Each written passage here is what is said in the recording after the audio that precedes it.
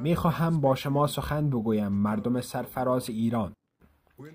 ما در میانه یکی از بزرگترین عملیات‌های نظامی تاریخ هستیم. عملیات خط بیداری. رژیم اسلامی که نزدیک به 50 سال است شما را سرکوب کرده است.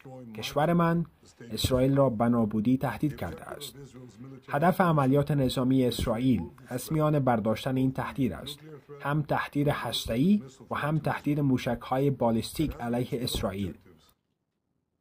اما همانطور که ما به اهداف خود دست می‌یابیم، در حال هموار ساختن مسیر شما نیز هستیم. مسیری که به آزادی شما ختم می شود. در 24 ساعت گذشته ما فرماندهان ارشد نظامی، دانشمندان برجسته هسته‌ای، مهمترین مرکز غنیسازی رژیم اسلامی و بخش بزرگی از زرادخانه موشک‌های بالستیک آن را نابود کرده ایم.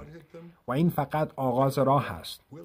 رژیم نمی‌داند چه چیزی بر آن ضربه زده و نمی‌داند چه چیز در راه است. ملت ایران و ملت اسرائیل از زمان کوروش بزرگ دوستان واقعی بودند. اکنون زمان آن رسیده که شما نیز پیرامون پرچم و میراث تاریخی تان را متحد شوید و برای رهایی از این رژیم شیطانی و سرکوبگر بایستید.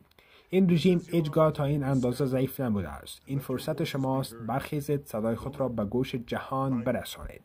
زن، زندگی، آزادی. چنان که دیروز و بارها بیشتر گفتم، جنگ اسرائیل با شما نیست، هرگز نبوده است. ما برای مردم شجاع ایران احترام و تحسین عمیق قائلیم.